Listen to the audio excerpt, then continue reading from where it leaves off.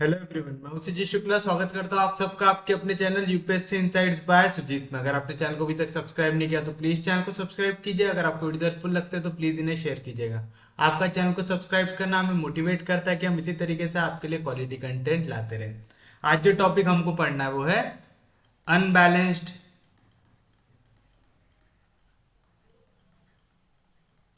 Transportation problem. आज हमें कैसे क्वेश्चन देखना है जो अनबैलेंस्ड होंगे, यानी टोटल सप्लाई और टोटल कॉस्ट की वैल्यू वहां पे इक्वल नहीं होंगी। जैसे आप यहाँ देखिए, find the optimal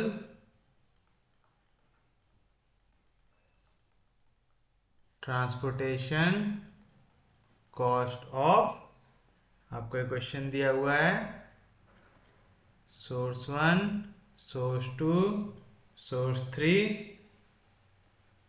destination one, destination two, destination three,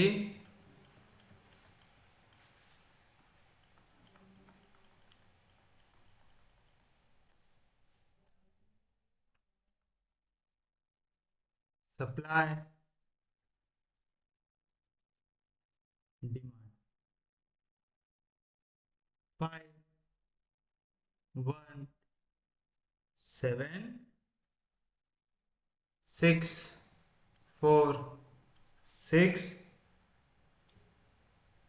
3, 2, 5। Supply में वैल्यू दी हुई है आपको 10, 80, 50, और डिमांड में वैल्यू दी हुई है आपको 75, 20, 50, और आपको इसका आंसर निकालना है।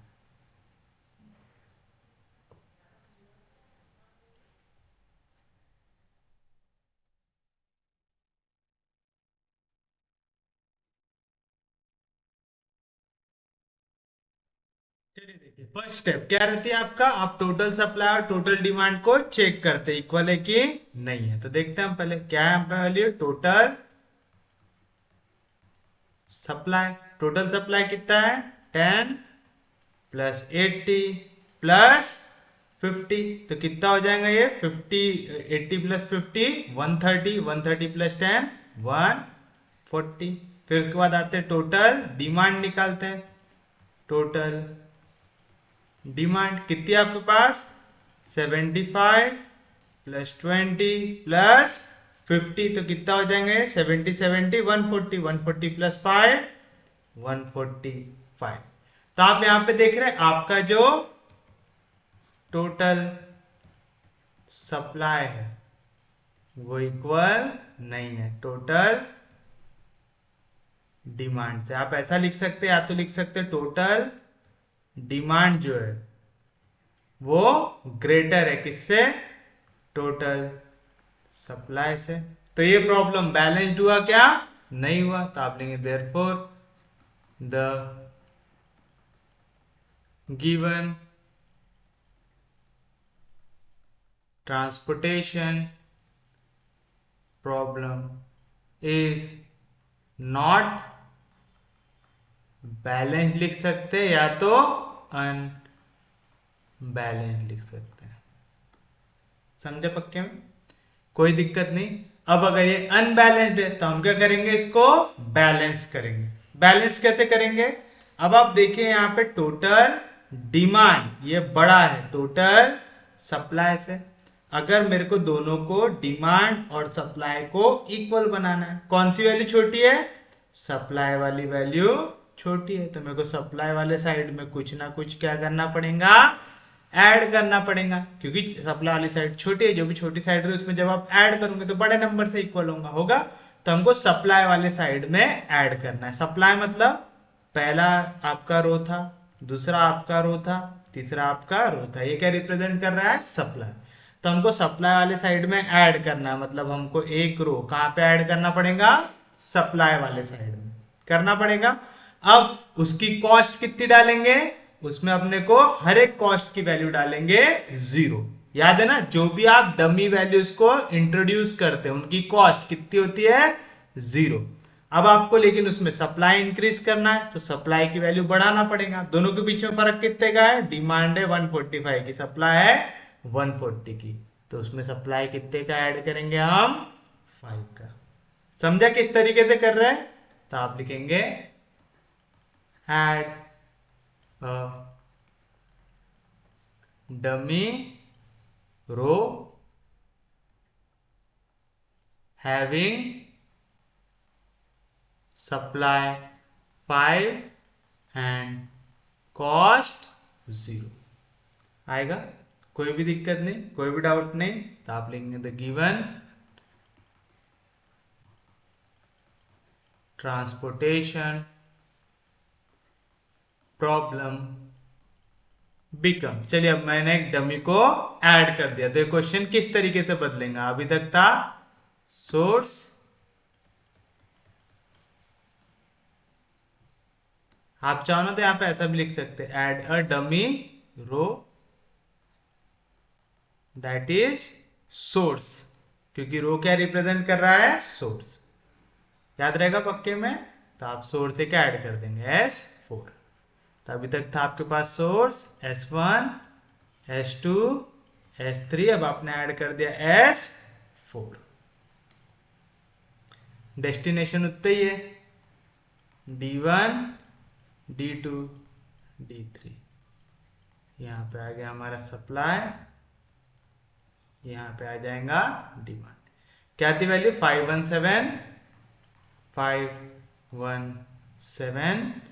646 646 325, तो 325। और जो आपने नया सोर्स ऐड किया, ठीक है, एक डमी रो, जो डमी सोर्स ऐड किया आपने, उसके कॉस्ट क्या लिखोगे, 0 0 0। याद है ना, इनके कॉस्ट कितने होते हैं, 0। सप्लाई बताइए कितने था, 10 85, तो आ गया 10 80 और 50, सॉरी 10 80 और 50। और आपने अभी जो नया सप्लाई ऐड किया वो कितने का किया, 5 का, ताकि ये कैसे हो जाए, बैलेंस्ड हो जाए। डिमांड कितनी थी, 75 20 50। अब ये क्वेश्चन कैसा हो चुका है, बैलेंस्ड हो चुका है।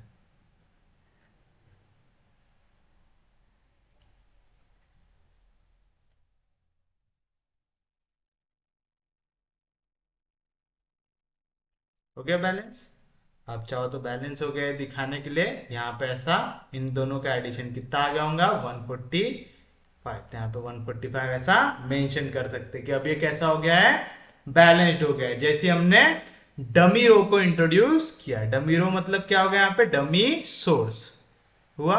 अब क्योंकि ये बैलेंस्ड हो गया है, अब हम इसको कोई भी मेथड लगा के सॉल्व कर सकते हैं। तो मैं इसको लगाता हूं वोगल्स अप्रोक्सीमेशन मेथड। तो चलिए पेनल्टी लगाते हैं।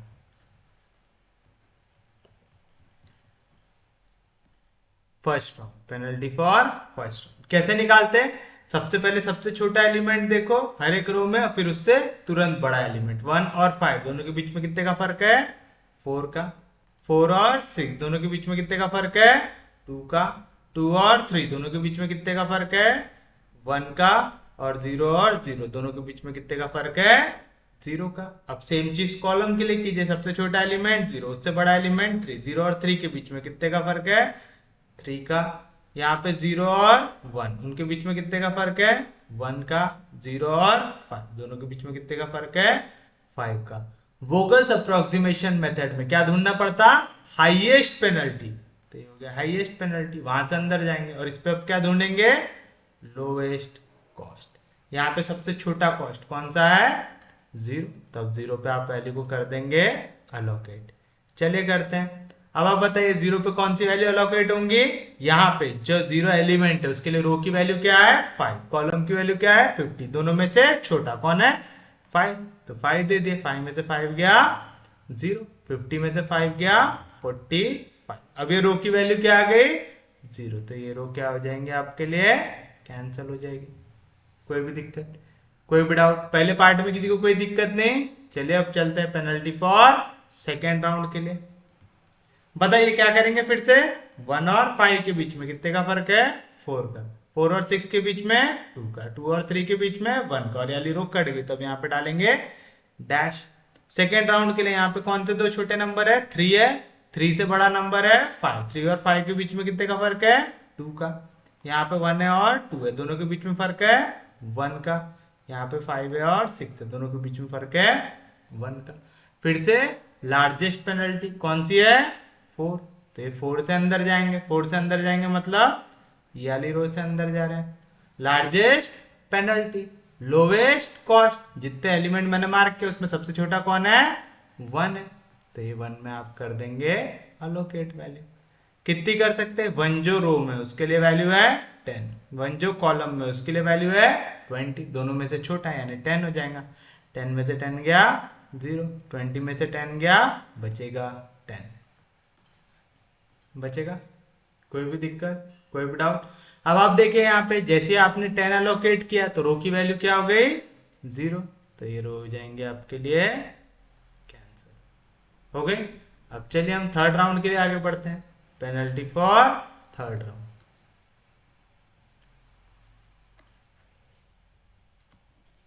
बताइए क्या आएगा, पहली रो तो कट गई तो आ गया डैश।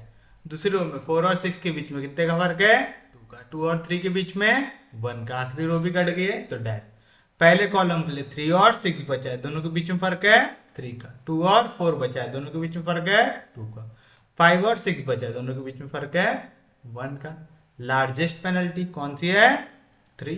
तो 3 से अंदर जाएंगे मतलब हम कॉलम से जा रहे हैं, जो वैल्यू कटने की है सिर्फ उनको देखेंगे। पहले कॉलम में कौन सी वैल्यू कटने की है, 3 और 6 कटने की है। अब यहाँ पे सबसे छोटा एलिमेंट कौन है, 3 है। तो 3 को कर दो मैक्सिमम वैल्यू अलोकेट जो आप कर सकते हैं। यहाँ पे 3 जो रो में कितनी वैल्यू है, 50। 3 जो कॉलम में कितनी वैल्यू है, 75। दोनों में से मिनिमम वैल्यू आप मैक्सिममली अलोकेट कर सकते हैं, तो मिनिमम क्या है दोनों में, 50। तो मैं 3 को कितना दे दूंगा, 50। 50 में से 50 गया 0, 75 में से 50 गया बचेगा 25। क्योंकि ये रो की वैल्यू आ गई 0, पूरी की पूरी रो भी हो जाएंगी कैंसिल, हो जाएगी। अब आपके पास सिर्फ और सिर्फ एक रो बची है, तब आप अलोकेशन आराम से कर सकते हैं। बताइए क्या क्या वैल्यू बची है। यहाँ पे बचा है 80, यहाँ पे बचा है 25, 10 और 45 है। तो जैसे मैं यहाँ पे 10 को अलोकेट कर दूंगा, यहाँ पे अगर मैंने 10 को अलोकेट किया तो 10 में से 10 गया 0, 80 में से 10 गया 70 हो जाएगा। यहाँ पे मैं जैसे 25 को अलोकेट कर दूंगा, 25 में से 25 गया 0, यहाँ पे 70 में से 25 जाएगा तो कितना बचेगा, 45 बचेगा। बचेगा। और यहाँ पे 45 बचा, वहां पे 45 बचा, मैंने 45 कर दिया अलोकेट। 45 में से 45 गया तो क्या हो जाएगा, 0। अब आपका पूरा क्वेश्चन हो गया है बैलेंस्ड। हो गया। चलिए अब आपने पूरा अलोकेशंस कर दिए, तो आप लिख सकते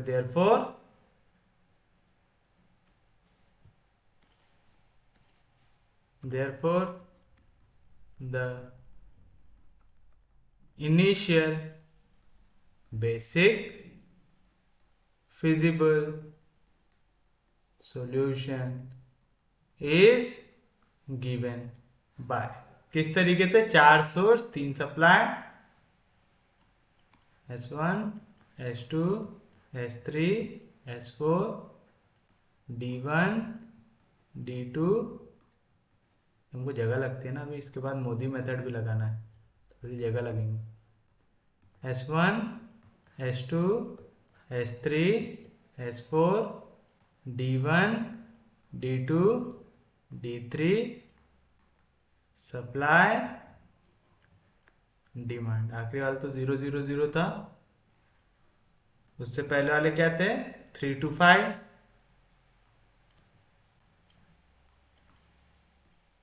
उससे पहले 6 4 6, और उससे पहले 5 1 7।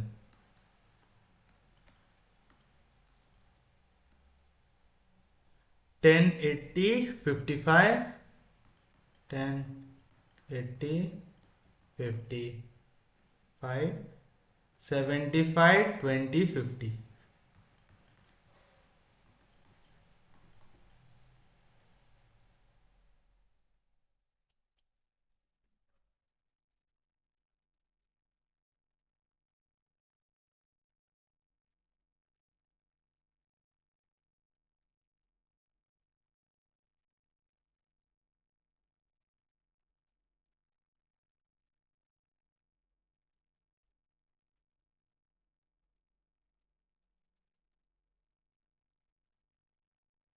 चलिए बताइए क्या क्या एलोकेशन आया।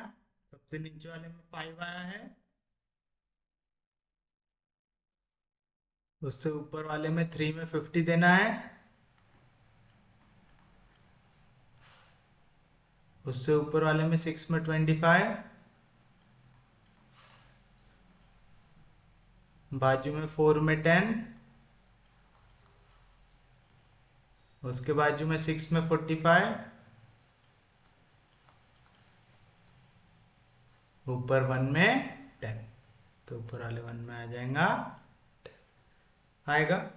कोई भी दिक्कत, कोई भी डाउट यहाँ तक? तो चलिए बताइए, अब आप लोग क्या लिखते थे, फिर आप निकालते थे ट्रांसपोर्टेशन कॉस्ट। ट्रांसपोर्टेशन कॉस्ट कितना आएगा, 1 into 10 plus 6 into 25 plus 4 into 10 plus 6 into 45 plus 3 into 50 plus 0 into 5। 10 1 jar 10 plus 6 5 jar 30, 6 2 jar 12, 12 plus 3 15, 4 10 jar 40, 6 5 jar 30, 6 4 jar 24, 24 plus 3 27, 3 5 jar 15, 0 5 jar 0। तो बताओ 0 प्लस 0 कितना हो जाएगा, 0। फिर उसके बाद 5 plus 5 10, 10 plus 7 17, 17 plus 4 21 plus 1 22, carry 2, 2 plus 2 4 5 6, तो आएगा 620। आई ऐसी वैल्यू। उसके बाद एक बार आपकी ट्रांसपोर्टेशन कॉस्ट आ गई, फिर आप देखेंगे ये जो सॉल्यूशन आपने निकाला ये ऑप्टिमल है कि नहीं है। ऑप्टिमैलिटी टेस्ट के लिए आप कौन सी मेथड लगाते हैं, मोदी मेथड लगाते हैं। मोदी मेथड के लिए आपको क्या करना पड़ता है, ये टेबल बनाना पड़ता है बिना सप्लाई और डिमांड के। अब हमको सप्लाई और डिमांड की जरूरत है क्या, नहीं है। क्या करेंगे आप, हर एक रो को रिप्रेजेंट करेंगे U से और हर एक कॉलम को रिप्रेजेंट करेंगे V से। तो पहली रो हो गई U1, दूसरी रो हो गई U2, तीसरी रो हो गई U3, चौथी रो हो गई U4। पहला कॉलम हो गया V1, दूसरा कॉलम हो गया V2, तीसरा कॉलम हो गया V3।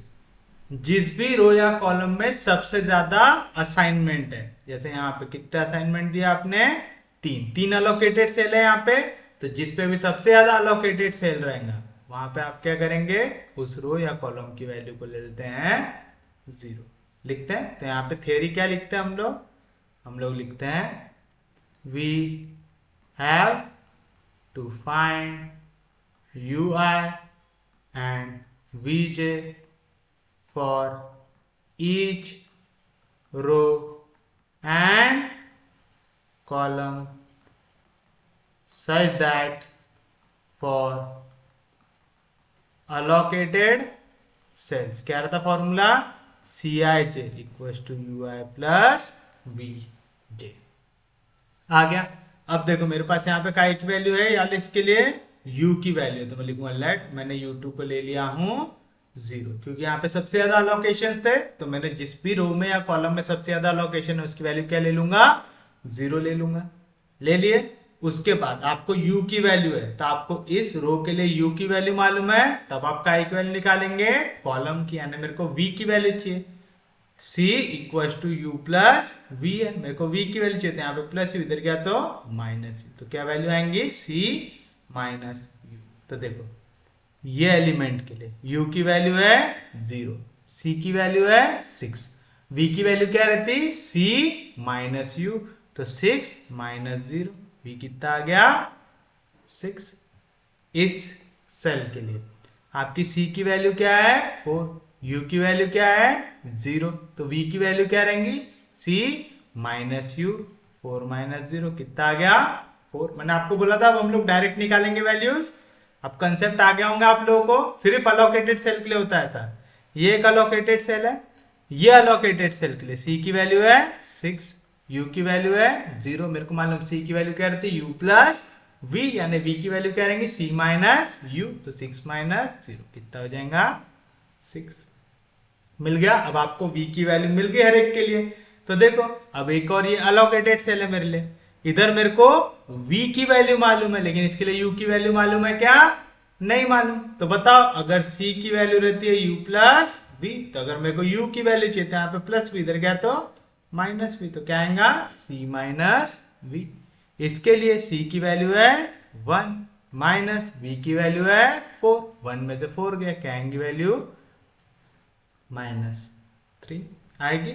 ये वाली सेल के लिए देखो c की वैल्यू है 3, u की वैल्यू नहीं मालूम, v की वैल्यू 6 है, तो मैं u निकाल सकता कैसे c माइनस v, c कितना है 3 माइनस v कितना है 6, 3 में से 6 गया कितना बचेगा -3 बचेगा। और आखिरी वाले वैल्यू के लिए यहां पे है, इसके लिए आपको u की वैल्यू नहीं मालूम, v की वैल्यू मालूम है 6, क्या मालूम है c रहता है u प्लस v, तो u की वैल्यू क्या रहेंगी c माइनस v, 0 में से 6 गया तो u की वैल्यू कितनी आ गई -6 आ गई। तब जो जो वैल्यू आपने निकाले वो यहाँ पे लिख दो, late u2 equal to 0, therefore आपको v1 मिल जाएगा 6, v2 मिल जाएगा 4, v3 मिल जाएगा 6, u1 मिल जाएगा -3, u3 मिल जाएगा -3, u4 मिल जाएगा -6। ये किन के लिए हो गया अलोकेटेड सेल्स के लिए। अब हम आएंगे फॉर अनअलोकेटेड सेल्स आएगा। अच्छा अब अगर इंजीनियरिंग के एग्जाम दे रहे हो और आपको क्वेश्चन 30 मार्क्स के लिए है ना, तो अपन जो चीजें ऐसा डायरेक्टली लिखते जा रहे हैं ना, आप वो सॉल्व करके भी दिखा देना, ठीक है, ताकि आपके मार्क ना कटे। लेकिन यूपीएससी में अलग क्वेश्चन हमको मैक्सिमम कितने मार्क के लाएंगा 20 मार्क के लिए, और स्पेस भी लिमिटेड दी हुई रहेंगी, तो आपको स्पेस देख के यूज करना। अगर आप लिख सकते हो पूरा तो लिखो, अगर जगह नहीं पूर रही है तो मैंने आपको दोनों मेथड बताया, आप लिख के पूरा भी एक्सप्लेन कर सकते हो क्योंकि मैंने वो भी मेथड आपको सिखाया हूं, आप डायरेक्टली ऐसा निकाल सकते हो क्योंकि ये भी मेथड मैंने आपको अच्छे से सिखाया। तो बताइए फॉर अनअलोकेटेड सेल क्या रहती वैल्यू dij, क्या रहता cij minus ui plus vj रहता है। ये सिर्फ और सिर्फ अनअलोकेटेड सेल के लिए। देखिए हमारे पास पहली अनअलोकेटेड सेल कहां पे दिख रही है, ये हमारी अनअलोकेटेड सेल है। यहां के लिए हम पहले निकालेंगे d1 कैसे निकालेंगे, पहले u और v को इसके लिए ऐड करो, इस एलिमेंट के लिए u है -3 प्लस v है 6, -3 प्लस 6 कितना हो गया 3, जो भी एडिशन की वैल्यू आई उसको कॉस से सब्ट्रैक्ट करो, तो 5 में से 3 गया, सॉरी 6 में से 3 गया, 5 में से 3 गया, कितना बचेगा 2 बचेगा। याद है ना कॉस्ट dij की वैल्यू क्या रहती है cost minus ui plus vj, यानी u और v को ऐड करो और फिर जो भी कॉस्ट की वैल्यू आती है उससे सब्ट्रैक्ट करो। यहाँ पे u था -3 प्लस v था 6, -3 प्लस 6 होता है 3, अब इसको कॉस्ट से सब्ट्रैक्ट करना है, 5 में से 3 गया कितना बचेगा 2। ये तो अलोकेटेड है, इसको नहीं देखना है, ये है हमारे लिए अगली अनअलोकेटेड। तो इसके लिए u की वैल्यू है -3, v की वैल्यू है 6, तो ऐड करो दोनों को, -3 प्लस 6 हो जाएगा 3, फिर कॉस्ट में से सब्ट्रैक्ट करो, 7 में से 3 गया कितना बचेगा 4। अगर आपको अभी भी इसमें डाउट आ रहा है, आपके पास जगह भी नहीं है, तो क्या करोगे आप रफ में सॉल्व करोगे और यहाँ पे वैल्यूज को लिखते जाऊंगे, ठीक है, लेकिन क्वेश्चन छोड़ के आएंगे क्या नहीं।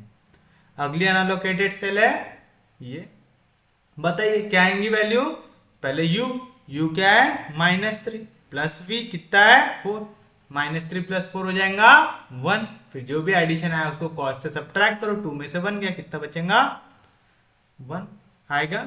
इसके लिए 5 अनअलोकेटेड है, इसके लिए u की वैल्यू -3, v की वैल्यू 6, -3 प्लस 6 हो जाएगा 3, फिर कॉस्ट से सब्ट्रैक्ट करो, 5 में से 3 गया कितना बचेगा 2 आएगा।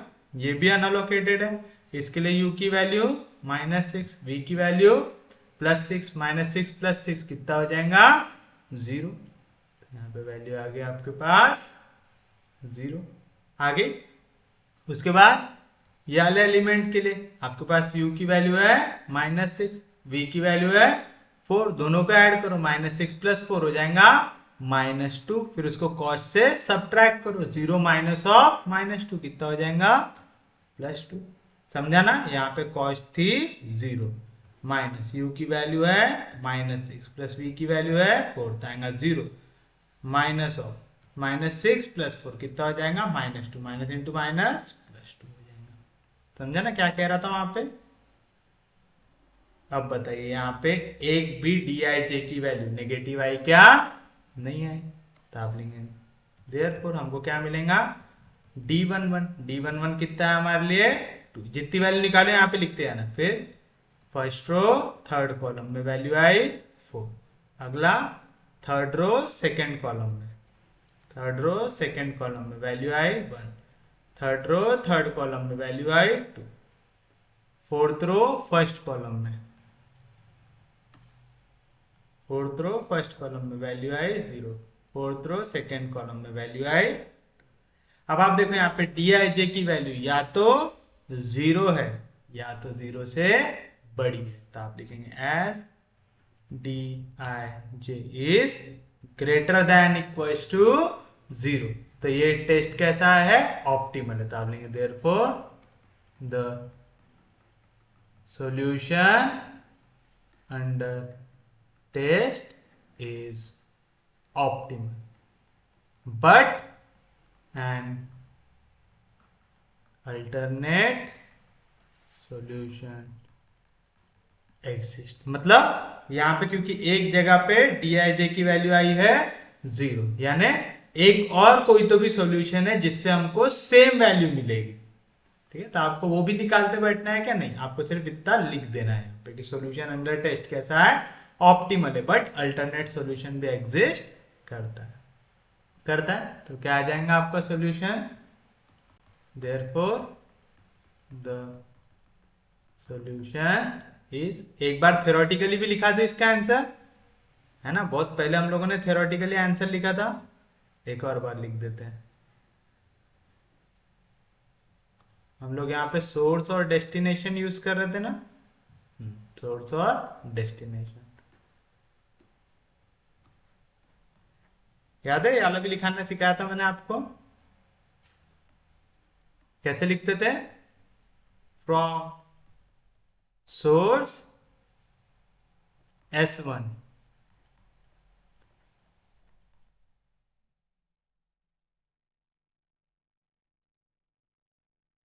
Transport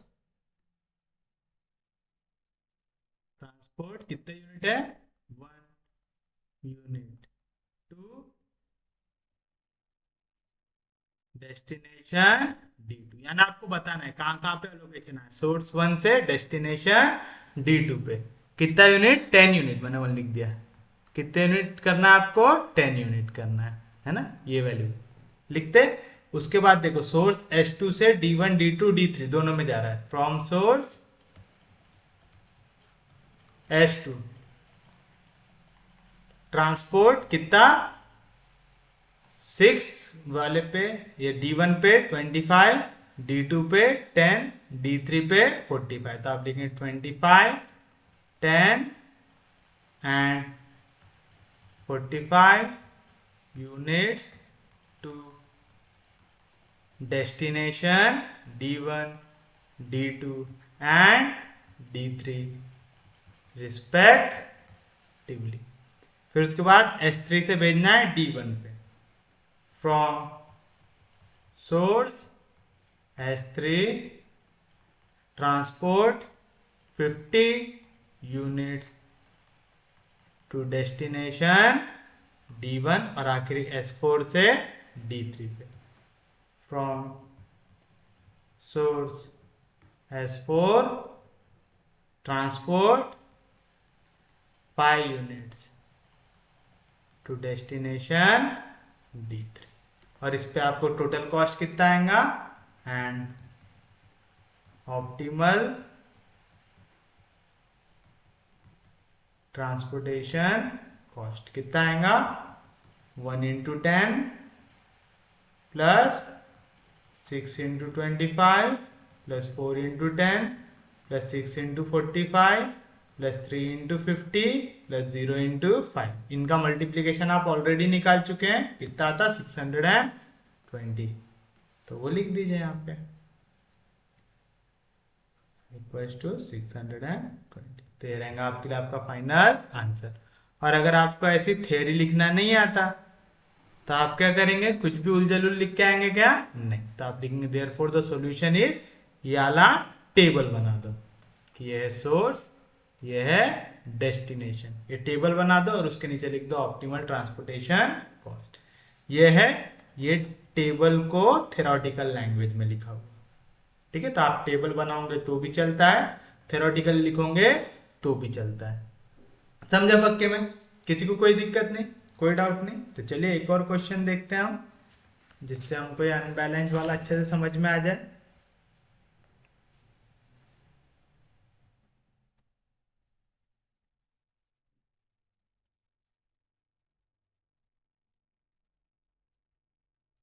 determine the optimal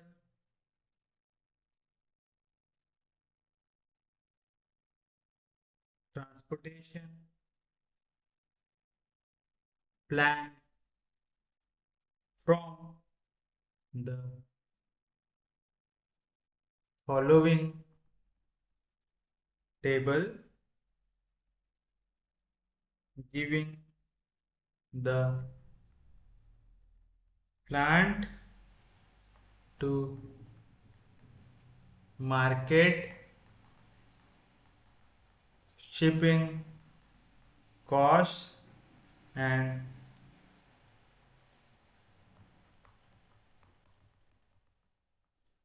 quantities required at each market and available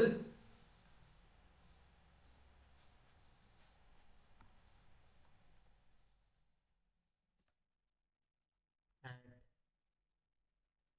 each point।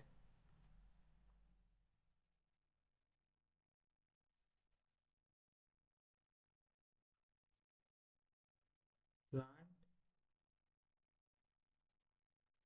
market F1 F2 F3 market में है W1 W2 W3 W4 availability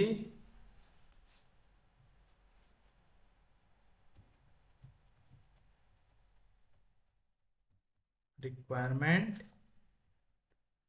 11 20 7 8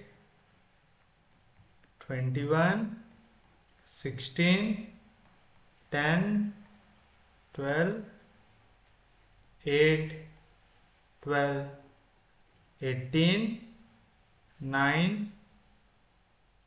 50 40 70 30 25 35 40।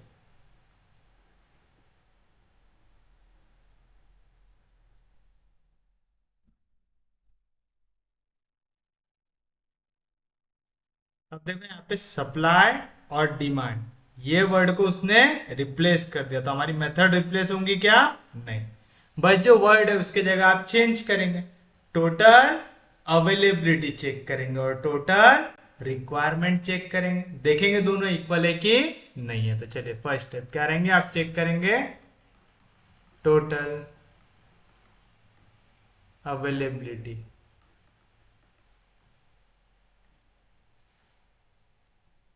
कितना है, 50 40 70 50 40 70। तो बताइए कितना आएगा, 0 5 + 4 9 9 + 7 16। आएगा। फिर आप निकालेंगे टोटल, क्या वर्ड है, रिक्वायरमेंट, टोटल रिक्वायरमेंट कितना है, 30, 25, 30, 25, 35, 40, 35, 40, 5 plus 5, 10, carry 1, 4 plus 4, 8, 8 plus 2, 10, 10 plus 3, 13 हो गया। तो यहाँ पे आपका क्या हो रहा है, यहाँ पे आपके पास टोटल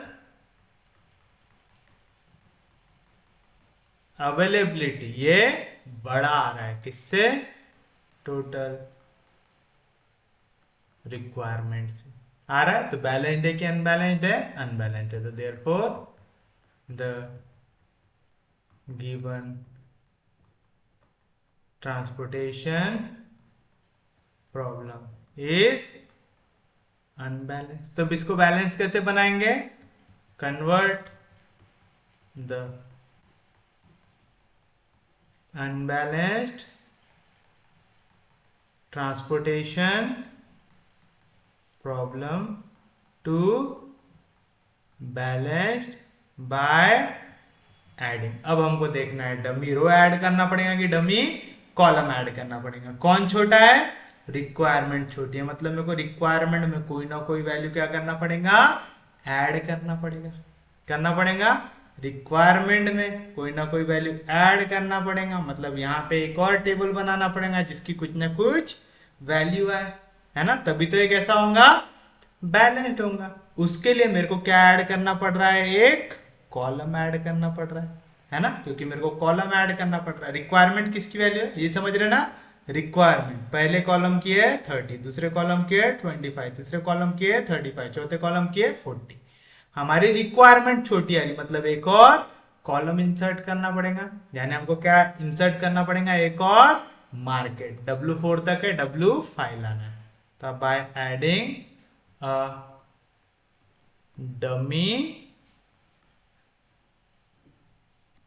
डमी मार्केट,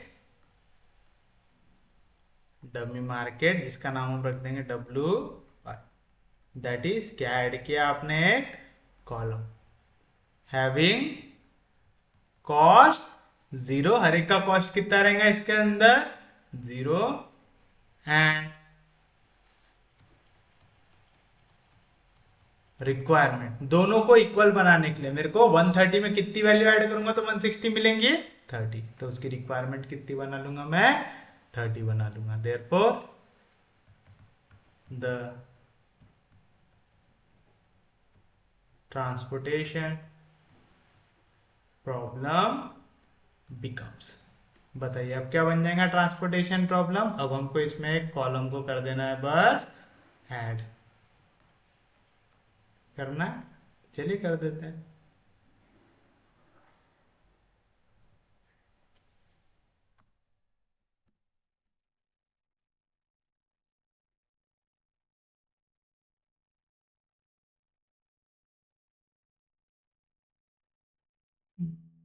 इतना बड़ा बड़ा लिखेंगे तो हम लोग मेथड नहीं लगा पाएंगे, तो चलिए मैं यहाँ पे इसको थोड़ा सा छोटा करके लिख देता हूँ। मार्केट W1 W2, प्लांट है F1 F2,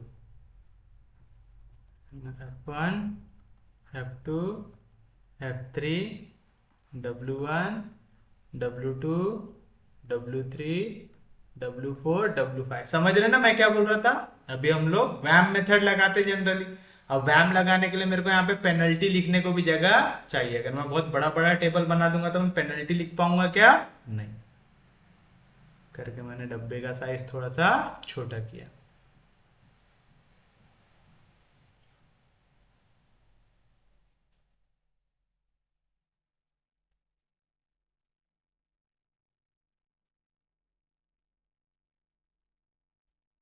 आखिरी वाला जो बना है उसमें कितना कॉस्ट आने वाला है हमारा 0, तो 0 0 0 लिख दिया हमने। उसके पहले 8 12 9, तो आ जाएगा 8 12 9। उससे पहले है 7 10 18, तो आ जाएगा 7 10 18, उससे पहले है 20, 16, 12, 20, 16, 12, उससे पहले है 11, 21, 8, 11, 21, 8, आगे 30, 25, 35, 30, 25, 35, 30, 25, 35, 40, फिर हमने जो नया ऐड किया हुआ है 30, 40, 30 ये रिक्वायरमेंट्स है उनकी, और अवेलेबिलिटी है 50, 40, 70, 50, 40, 70, ये हो गया अवेलेबिलिटी, ये हो गया रिक्वायरमेंट। मैं अभी शॉर्ट में लिख दे रहा हूं क्योंकि मेरे पास जगह नहीं है। चलिए अब हम निकालेंगे इनके लिए पेनल्टी। तो पेनल्टी फॉर फर्स्ट राउंड, यहाँ पे भी penalty, penalty for first round. चलिए बताइए, सबसे छोटा एलिमेंट 0, 0 से तुरंत बड़ा इस रो में 7, दोनों के बीच में फर्क 7 का। सबसे छोटा एलिमेंट 0, उससे बड़ा एलिमेंट 10, 0 और 10 के बीच में कितने का फर्क है? 10 का। सबसे छोटा एलिमेंट 0, उससे बड़ा एलिमेंट 8, दोनों के बीच में फर्क 8 का। सेम चीज यहाँ पे, सबसे छोटा एलिमेंट 8, उससे बड़ा 13, 8 और 13 के बीच में कितने का फर्क है? 3 का। सबसे छोटा 12, उससे बड़ा 16, दोनों के बीच में फर्क 4 का। सबसे छोटा एलिमेंट 7, उससे बड़ा 10, दोनों के बीच में फर्क 3 का। सबसे छोटा 8, उससे बड़ा 9, दोनों के बीच में फर्क 1 का। सबसे छोटा और बड़ा दोनों क्या है? 0। फिर से वैम में सब क्या करना पड़ता? Highest penalty. तो ये हाईएस्ट पेनल्टी कितनी? 10। तो ये वाली रो को आपको देखना पड़ेगा। अब इस पे आप ढूंढेंगे लोवेस्ट कॉस्ट। लोवेस्ट कॉस्ट कौन है यहाँ पे? 0। तो 0 में आप कितनी वैल्यू डाल सकते हैं? इसके लिए रो की वैल्यू है 40, कॉलम की वैल्यू है 30। दोनों में से छोटा कौन है? 30 है। तो 30 यहाँ पे कर दे इंसर्ट। 30 में से 30 गया 0, 40 में से 30 गया 10। क्या वैल्यू 0 हो गई? कॉलम की। तो पूरे कॉलम को कर देना आपको कैंसिल। हो गया। अब आएंगे सेकेंड राउंड की ओर। तो पेनल्टी फॉर सेकेंड राउंड। अब बताइए सबसे छोटा एलिमेंट कौन सा बचा है यहाँ पे? 7। 7 से बड़ा एलिमेंट 8, दोनों के बीच में फर्क 1 का। यहाँ पे सबसे छोटा एलिमेंट 10, उससे बड़ा एलिमेंट 12, दोनों के बीच में फर्क 2 का। सबसे छोटा एलिमेंट 8, उससे बड़ा एलिमेंट 9, दोनों के बीच में फर्क 1 का। पेनल्टी सेकेंड राउंड के लिए। सबसे छोटा एलिमेंट 8, उससे बड़ा एलिमेंट 11, दोनों के बीच में फर्क 3 का। 12 और 16, दोनों के बीच में फर्क 4 का। 7 और 10, दोनों के बीच में फर्क 3 का। 8 और 9 के बीच में फर्क 1 का। और यहाँ पे 0 वाली रो कट गई है तो उसकी जगह आएगा डैश। फिर से लार्जेस्ट पेनल्टी। लार्जेस्ट पेनल्टी कौन सी है? 4। तो आप 4 वाली रो में जाएंगे, सॉरी 4 वाले कॉलम में जाएंगे, अंदर ढूंढेंगे लोवेस्ट कॉस्ट। कौन सी है लोवेस्ट इनमें? 12। तो आप 12 में कर देंगे वैल्यू को असाइन। 12 वाली रो की वैल्यू है 70, कॉलम की वैल्यू है 25, दोनों में से मिनिमम। तो 25 चला गया अंदर। 25 में से 25 गया 0। 70 में से 25 जाएगा तो कितना बचेगा? 45 बचेगा। कोई भी दिक्कत, कोई भी डाउट? चले अब थर्ड राउंड की ओर। तो पेनल्टी फॉर थर्ड राउंड। फिर से कौन सी वैल्यू 0 हुई? आपकी ये रो की वैल्यू 0, कॉलम की वैल्यू 0 हुई। पूरे कॉलम को कर दो यहाँ पे कैंसिल कर दिए।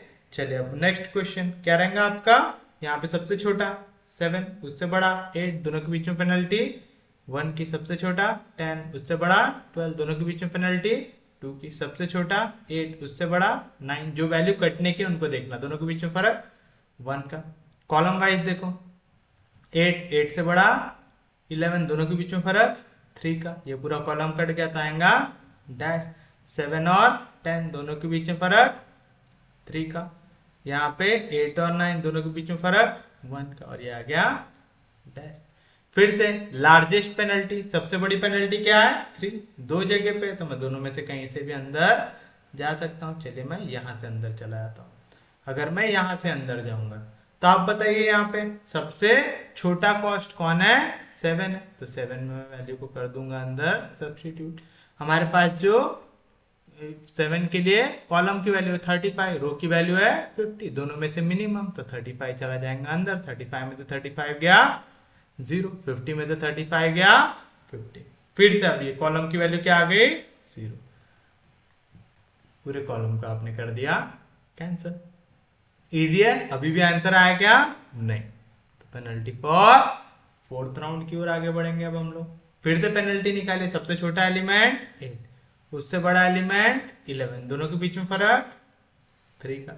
सबसे छोटा एलिमेंट 12, उससे बड़ा एलिमेंट 21, दोनों के बीच में फर्क 9 का, है ना? सबसे छोटा एलिमेंट 8, उससे बड़ा एलिमेंट 9, दोनों के बीच में फर्क 1 का। Penalty for fourth round. सबसे छोटा एलिमेंट 8 और 11 के बीच में कितने का फर्क था? 3 का।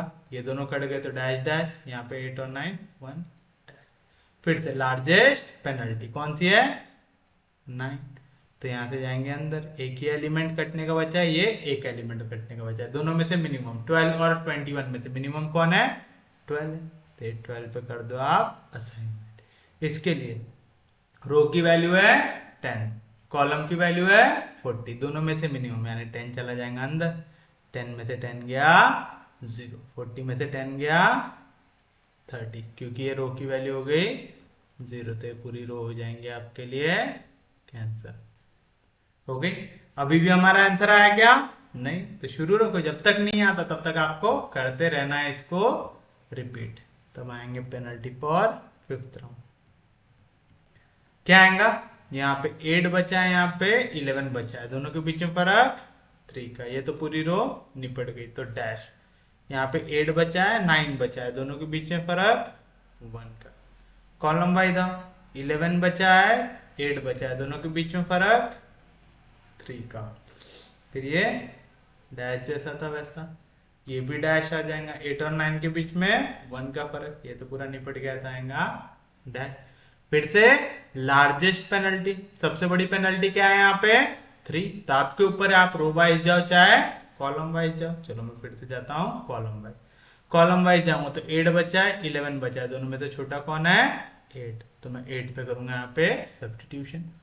30 है और 45 है, दोनों में से मिनिमम 30, तो 30 दे दिया यहाँ पे। 30 में से 30 गया 0 हो जाएगा, और 45 में से 30 गया तो कितना बचेगा? 15, क्योंकि यहाँ पे रो की वैल्यू आ गई, कॉलम की वैल्यू आ गई 0, तो पूरा का पूरा कॉलम हो जाएगा कैंसिल। अब मेरे पास सिर्फ और सिर्फ एक कॉलम बचा है, तो मैं आगे पेनल्टी लगाते बैठूंगा क्या? नहीं, मैं अब डायरेक्ट आंसर भी निकाल सकता हूँ। देखो यहाँ पे 15 + 15, ये दो एलिमेंट के लिए अवेलेबिलिटी कितनी है? 30, और यहाँ पे रिक्वायरमेंट भी कितनी है? 30। तो जैसे मैं यहाँ पे 15 वैल्यू दे दूंगा, तो 15 में से 15 गया 0, 30 में से 15 गया 15, अब यहाँ पे 9 के लिए 15 है, 15 है, 15 दे दूंगा यहाँ पे, तो 15 में से 15 गया, कितना आ जाएगा? 0 आ जाएगा। कोई भी दिक्कत, कोई भी डाउट?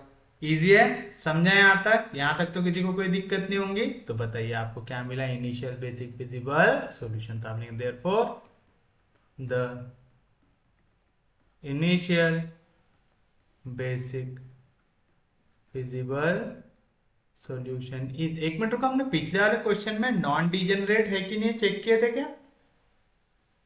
अच्छा, हमने लिखे ही नहीं नॉन डीजेनरेट है कि नहीं है। यहाँ पे था ना पक्के में 4 3 7 6, 1 2 3 4 5 6। चलो यहाँ पे नॉन डीजेनरेट का क्वेश्चन नहीं था। यहाँ पे एक चीज याद रखो, हियर वो लिखना पड़ता है। m की वैल्यू क्या है? नंबर ऑफ रोज कितनी है? 4। n नंबर ऑफ कॉलम्स कितने हैं? 3। तो m + n - 1 क्या आएंगे वैल्यू? 4 + 3 7, 7 - 1 6, और यही क्या है? नंबर ऑफ अलोकेशंस है। करके क्वेश्चन क्या है? Therefore the solution is non degenerate. Modi method लगाने के पहले एक बार चेक कर लेना। हमारी किस्मत अच्छी थी कि यहाँ पे बरोबर उतने अलोकेशंस थे, नहीं तो हम क्वेश्चन में फंस जाते थे। समझा पक्के में? तो चलिए सेम चीज अब यहाँ पे भी करेंगे। The initial basic feasible solution ए क्या है? 3 और ये 5। तो F1 F2 F3 W1 W2 W3 W4 W5।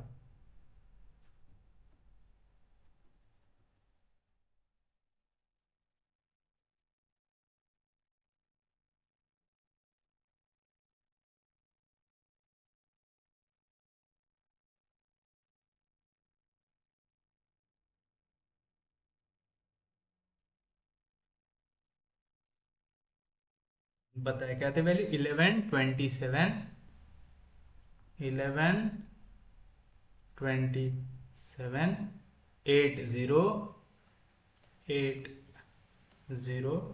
21 16 10, 21 16 10, 12 0, 12 0, 8 12 18, 8 12 18, 9 0, 9 0। अब इनमें किए थे अलोकेशन।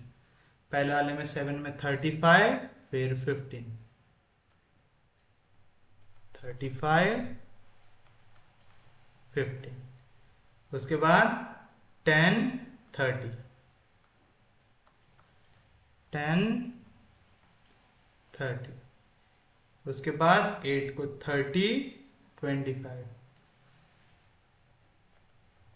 30 25, 9 के इसमें 15, 9 के इसमें 15 आएगा। तो चलिए बताइए क्या आएंगे यहाँ पे transportation cost. Therefore transportation cost कितना आएगा?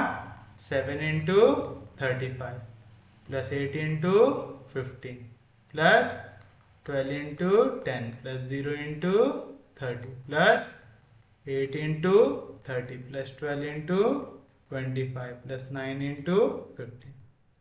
7 5 are 35, 7 3 are 21, 21 प्लस 3 आ जाएगा 24, 8 5 are 40, 8 1 are 82 को तो मैं कैलकुलेटर से निकाल लेता हूँ, जल्दी आ जाएंगे।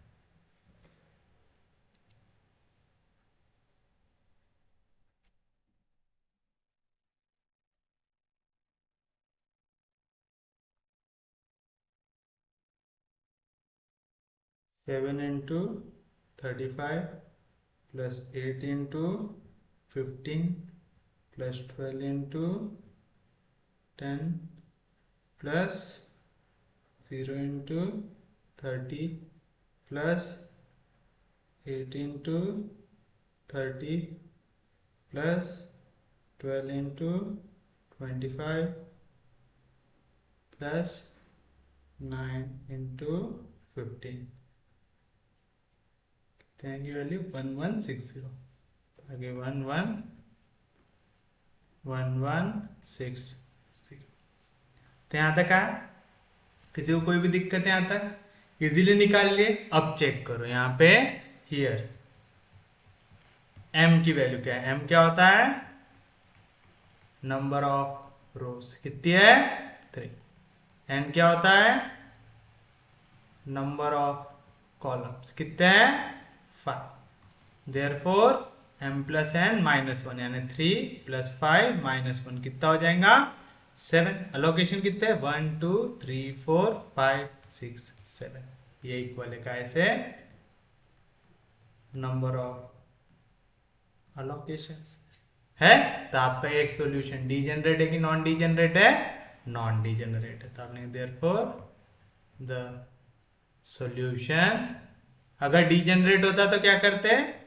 एक छोटी सी वैल्यू एप्सिलॉन ऐड करते कहीं पे। The solution is non degenerate करते। कोई भी दिक्कत, कोई भी डाउट? समझा यहाँ तक? एप्सिलॉन कहाँ पे डालते? अगर डालते तो सबसे छोटा कॉस्ट जहां पे आपका इंडिपेंडेंट पोजीशन में हो, मतलब साइकिल नहीं बना, वहां पे डालते। तो चलो सॉल्यूशन कैसा आ गया आपके लिए? नॉन डीजेनरेट आ गया। नॉन डीजेनरेट है तो चेक करेंगे ऑप्टिमल है कि नहीं है। कौन सी मेथड से? मोदी मेथड से। कैसे करते हैं याद है? ये वाला टेबल बनाना पड़ता है हमको।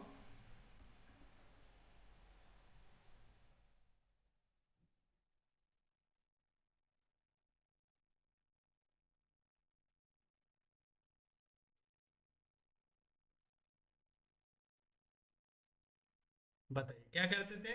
हर एक रो को आप रिप्रेजेंट करोगे u से, हर एक कॉलम को रिप्रेजेंट करोगे v से। तो पहली रो u1, दूसरी रो u2, तीसरी रो U3 का पहला कॉलम, V1 दूसरा कॉलम, V2 तीसरा कॉलम, V3 चौथा कॉलम, V4 पांचवा कॉलम, V5 आएगा। उसके बाद क्या करना पड़ता है, देखना पड़ता है सबसे ज्यादा अलोकेशन किस में है। यहाँ पे देखो आपके पास रो है और कॉलम है, तो आपके पास ये रो में 2 है, दूसरी रो में 2 है, तीसरी रो में 3 है। पहले कॉलम में 1 है, दूसरे कॉलम में 1 है, तीसरे कॉलम में 1 है, चौथे कॉलम में 3 है। तो आप ऐसा कर सकते हैं, आप U3 को 0 ले सकते हैं या तो V4 को 0 ले सकते हैं। तो चलिए हम U3 को ले लेते हैं 0 ले लेंगे। तो थियरी पार्ट क्या लिखते थे यहाँ पे,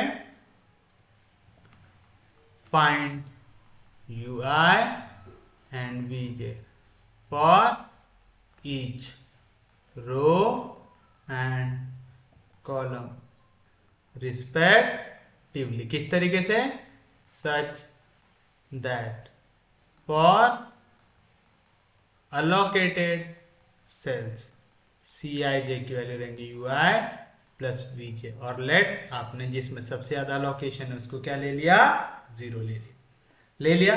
तब फिर से याद करो, C की वैल्यू क्या रहती है आपके पास, C की वैल्यू रहती है U प्लस V।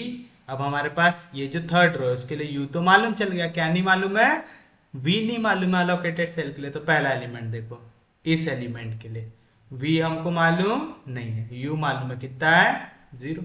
तो V की वैल्यू क्या रहती, C माइनस U, तो 8 में से 0 क्या बचेगा 8।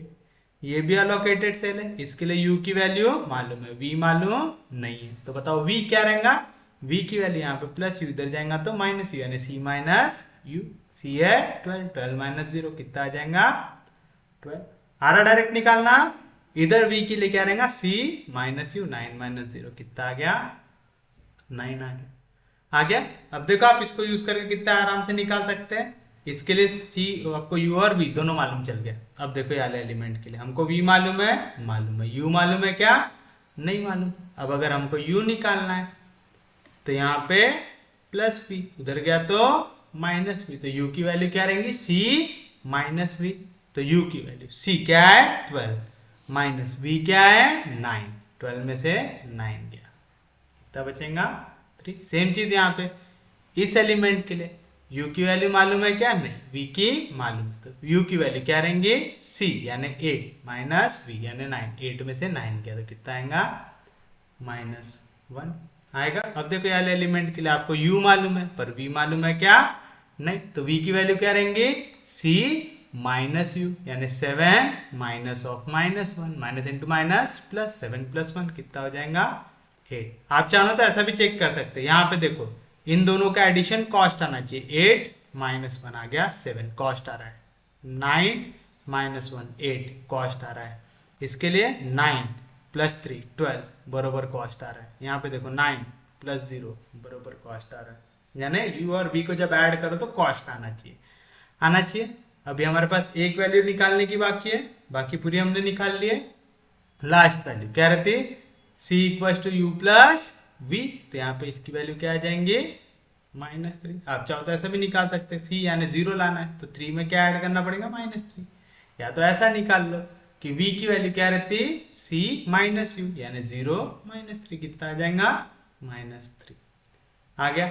आपने पूरा U और V की वैल्यू निकाल लिया, जो भी निकाल लिया यहाँ पे थ्योरेटिकल पार्ट में लिख देना। देयरफॉर U3 को आपने लिया 0 तो हमको क्या मिला था, V1 मिला था 8, V2 मिला था 12, V4 मिला था 9, फिर हमने V4 को यूज करके U2 और U1 निकाला, U1 मिला -1, U2 मिला 3, फिर उसके बाद हमने V3 निकाला, V3 मिला था हमारे पास 8 और फिर V5 मिला था -3 मिला।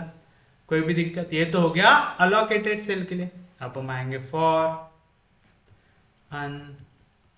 Unallocated cells. अनअलोकेटेड सेल के लिए क्या था formula, Dij equal to Cij minus UI plus Pj, मतलब U और V को ऐड करो और कॉस्ट से सब्ट्रैक्ट करो। तो ये अनअलोकेटेड है, U और V को ऐड करो, इसके लिए U है -1, V की वैल्यू है 8, दोनों को ऐड करो, 8 में -1 प्लस 8 कितना हो जाएगा 7, फिर कॉस्ट में से सब्ट्रैक्ट करो, 11 में से 7 जाएगा, कितना बचेगा 4। u और v को ऐड करो, -1 + 12 हो जाएगा 11। फिर कॉस्ट में से सब्ट्रैक्ट करो, 20 में से 11 गया, कितना बचेगा 9। फिर ये है हमारी अनअलोकेटेड सेल। फिर उसके बाद u और v को ऐड करो, -3 - 1 हो जाएगा -4। फिर 0 में से सब्ट्रैक्ट करो, 0 - -4 कितना हो जाएगा +4।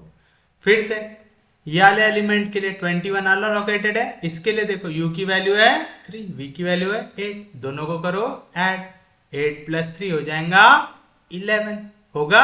अब ये 11 को सब्ट्रैक्ट करो यहाँ पे आपके कॉस्ट से, कितना है 21 में से 11 जाएगा तो कितना बचेगा 10 आएगा। सेम चीज 16 भी यहाँ पे अनअलोकेटेड है, तो u और v को ऐड करो, इसके लिए u है 3, v है 12, दोनों का एडिशन 15, कॉस्ट से सब्ट्रैक्ट करो, 16 में से 15 गया, कितना बचेगा 1। इधर 10 के लिए u और v को ऐड करो, 3 + 8 हो जाएगा 11, और कॉस्ट से सब्ट्रैक्ट करो, 10 से 11 सब्ट्रैक्ट होगा तो यहाँ पे आ जाएगा -1 आ गया। यानी यहाँ पे हमारा एक तो भी dij की वैल्यू नेगेटिव आ रही है, मतलब हमारा अभी तक ऑप्टिमल सॉल्यूशन आया है क्या, नहीं आया, यानी आगे सॉल्व होगा। उसके बाद देखो 18 के लिए तो दोनों का ऐड करो, 0 + 8 8, फिर से सब्ट्रैक्ट करो तो कितना आएगा 10, यहाँ पे 0 + 3 आएगा।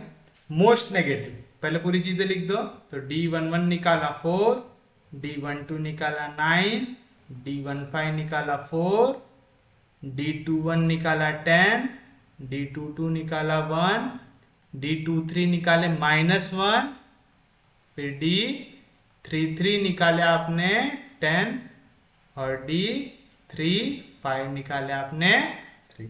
मोस्ट नेगेटिव कौन सा है -1, यानी यहाँ पे एक dij की वैल्यू नेगेटिव आ रही है, तो आप लिखेंगे since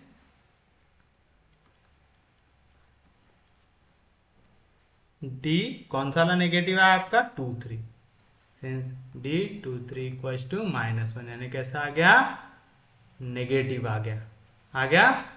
therefore the solution under test is not optimal, यानी जो सॉल्यूशन है ऑप्टिमल है क्या, नहीं है, तब इसको ऑप्टिमल बनाना पड़ेगा। अब कैसे ऑप्टिमल बनाओगे, आपको ये मोस्ट नेगेटिव वैल्यू पे आपको असाइनमेंट करना पड़ेगा। अब आप असाइनमेंट कहाँ से कर सकते हैं, आपको यहाँ पे साइकिल देखना पड़ता है ना, जो भी एलिमेंट इसके साथ साइकिल बनाए। अब देखो यहाँ पे ऊपर नीचे ये वाले एलिमेंट्स क्या फॉर्म कर रहे हैं, साइकिल फॉर्म कर रहे हैं, तो मोस्ट नेगेटिव में अब मेरे को क्या करना पड़ेगा, एक एलिमेंट को असाइन करना पड़ेगा।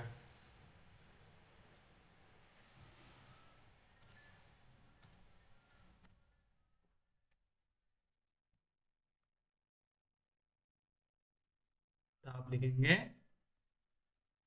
असाइन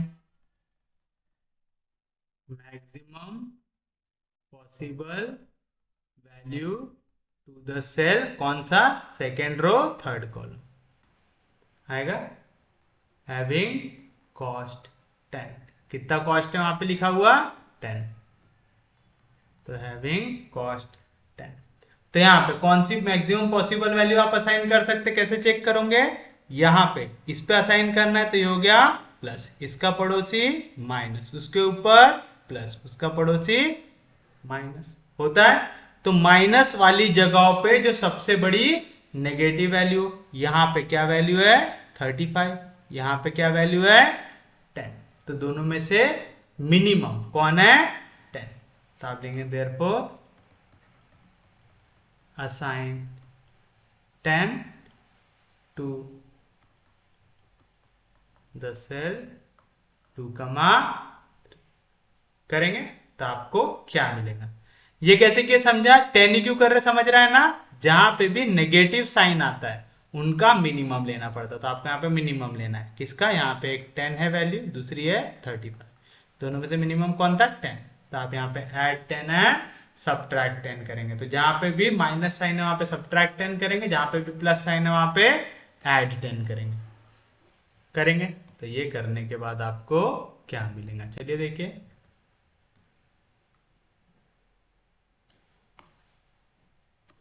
बाकी सब में कुछ भी चेंज आएगा क्या? नहीं।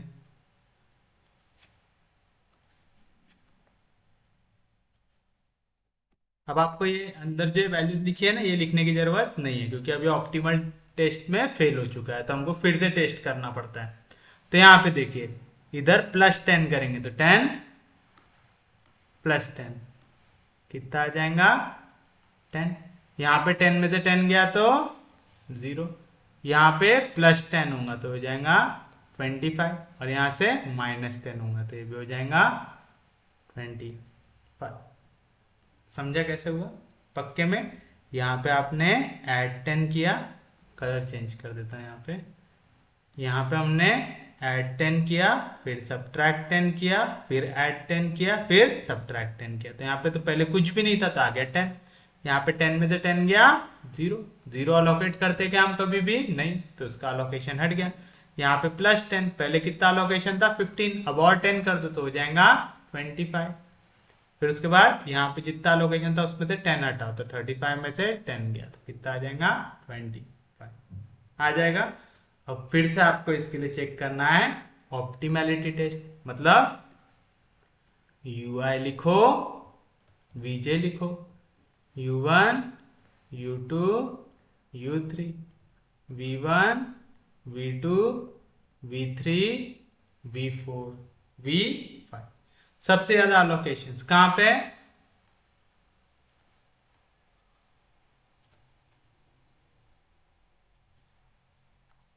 अभी तो हमें सबसे ज्यादा अलोकेशन दिख रहा है सबसे नीचे वाली रो में, 3 अलोकेशन है, तो इसकी वैल्यू हम ले लेंगे 0 आएगा। फिर से फॉर अलोकेटेड सेट CIJ की वैल्यू रहती है UI + VJ, लेट आपने U3 को ले लिया 0। अगर U3 0 है, क्या बताया था, तो V की वैल्यू क्या रहती? C - U। 8 में से 0 गया 8, ये भी अलोकेटेड है, तो V की वैल्यू क्या रहेंगी? C - U। तो 12 में से 0 गया तो 12, ये भी अलोकेटेड है, तो V की वैल्यू क्या रहेंगी? C - U। तो 9 में से 0 गया 9। आ गया, कोई दिक्कत नहीं आता। यहां तक समझ में आया? अब देखो, V4 मालूम है इसके लिए, मतलब ये वाले एलिमेंट के लिए मेरे को V मालूम है और U नहीं मालूम, तो बताओ U की वैल्यू क्या रहेंगे? C - V। 8 में से 9 गया, कितना आएगा? -1 आएगा। फिर देखो ये 7 वाले एलिमेंट के लिए मेरे को U मालूम है लेकिन V मालूम है क्या? नहीं, तो V की वैल्यू क्या रहेंगी? C - U, यानी 7 minus of -1, minus into minus plus, 7 + 1 कितना आ जाएगा? 8 आ जाएगा। अब मेरे पास कितने एलिमेंट बचे जिसकी वैल्यू मेरे को नहीं मालूम? 2 की नहीं मालूम है ना, तो पहले इसको निकालेंगे। तो ये एलिमेंट के लिए मेरे को V मालूम है लेकिन U नहीं मालूम, तो U की वैल्यू क्या रहेंगी? C - V, तो 10 - 8 कितना आ जाएगा? 2 आएगा। इस एलिमेंट के लिए मेरे को U मालूम है, V मालूम है क्या? नहीं, तो V की वैल्यू क्या रहेंगी? C - U, तो 0 - 2 कितना आएगा? -2 आ जाएगा। अब आप निकालेंगे DI J की वैल्यू, तो फॉर अनअलोकेटेड सेल्स क्या रहता? DIJ की वैल्यू CIJ - UI + VJ। तो पहले वाले के लिए U की वैल्यू है -1, V की वैल्यू है 8, दोनों को ऐड करो, -1 + 8 हो जाएगा 7, फिर cos से सब्ट्रैक्ट करो, 11 में से 7 गया तो कितना बचेगा? 4। सेम चीज फिर से इसके लिए U की वैल्यू है -1, V की वैल्यू है 12, -1 + 12 हो जाएगा 11, फिर cos से सब्ट्रैक्ट करो तो कितना मिलेगा? 9। ये अलोकेटेड है, इसको छोड़ दो, ये अलोकेटेड है, इसको छोड़ दो। यहाँ पे U की वैल्यू है -1, V की वैल्यू है -2, दोनों को ऐड करो कितना हो जाएगा? -3, फिर cos से सब्ट्रैक्ट करो, 0 माइनस ऑफ -3 क्या हो जाएगा? +3 हो गया। सेम चीज अब 21 के लिए देखो, U की वैल्यू है 2, V की वैल्यू है 10, दोनों को ऐड करो 8, सॉरी 2 + 8 10, cos से सब्ट्रैक्ट करो कितना आ जाएगा? 11। 16 भी अनअलोकेटेड है, U की वैल्यू है 2, V की वैल्यू है 12, दोनों का एडिशन 14, cos से सब्ट्रैक्ट करो कितना आ जाएगा? 2। 12 भी अनअलोकेटेड है, u की वैल्यू है 2, v की वैल्यू है 9, 2 + 9 11, कॉस्ट से सब्ट्रैक्ट करो कितना आ जाएगा 1, ये तो अलोकेटेड है, छोड़ दो उसके हाल पे। उसके बाद 18 है यहाँ पे अनअलोकेटेड, u की वैल्यू है 0, v की वैल्यू है 8, 0 + 8 8, कॉस्ट से सब्ट्रैक्ट करो, 18 में से 8 गया, कितना बचेगा 10, ये आखिरी अनअलोकेटेड है, u की वैल्यू है 0, v की वैल्यू है -2, दोनों का एडिशन -2, फिर कॉस्ट से सब्ट्रैक्ट करो, 0 माइनस ऑफ -2 हो जाएगा +2। हर एक dij की वैल्यू क्या आ रही है यहाँ पे पॉजिटिव आ रही है, तो आप लिखेंगे देयरफॉर d11 आया 4, d12 आया 9, d15 आया 3, d21 आया 11, d22 आया 2, d24 आया 1, d33 आया 10, d35 आया 2। हर एक dij की वैल्यू ग्रेटर देन 0 आ रही है, तो आप लेंगे as all dij are greater than 0, तो ये सॉल्यूशन कैसा हुआ यूनिक एंड ऑप्टिमल, तो आप लेंगे therefore the given solution under test is unique and optimal। अगर ये यूनिक है और ऑप्टिमल है तो इसका ट्रांसपोर्टेशन कॉस्ट भी निकाल सकते हैं, तो देयरफॉर ऑप्टिमल, आप चाहो तो यहाँ पे फिर से फाइनल आंसर भी लिख सकते हो, therefore the required solution is, क्या करना, या तो जैसा मैंने थ्योरी लिखना बताया था वैसे थ्योरी लिखना, या तो फिर ये वाला टेबल फिर से बना देना। सब चीज डिपेंड करते हैं हमारे पास जगह कितनी है। इस बार जो टेबल बनाओगे वहां पे dij की वैल्यू लिखना जरूरी है क्या, नहीं, सिर्फ और सिर्फ जहां पे आपने अलोकेशंस किया है वो अलोकेशंस की वैल्यू लिखना जरूरी रहता है यहाँ पे, आ गया। फिर उसके बाद आप निकालेंगे ट्रांसपोर्टेशन कॉस्ट, आप लिखेंगे ऑप्टिमल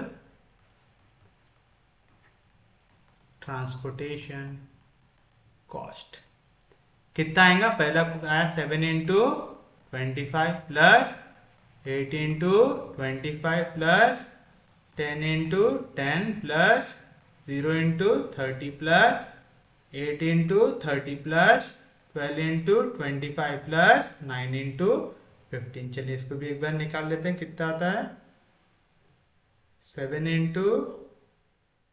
25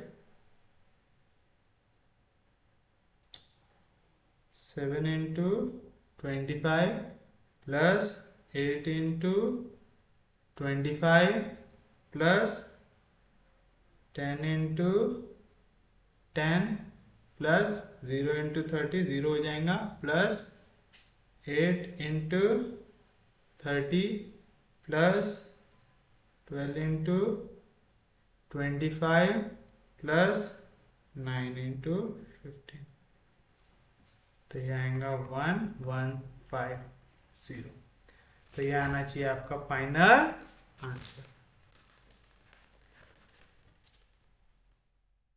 आएगा 1150, तो ये रहेगा आपका फाइनल आंसर। उम्मीद है यहाँ तक आपको टॉपिक अच्छे से समझ में आया होगा। अगर आपको लेक्चर समझ में आ रहे, यूजफुल लग रहे, तो प्लीज चैनल को सब्सक्राइब कीजिए, वीडियो को शेयर कर दीजिए। सबसे इंपॉर्टेंट चीज, पढ़ते रहिए, रिवाइज करते रहिए। हम लोग मिलेंगे कल, तब तक के लिए take care, have a nice day.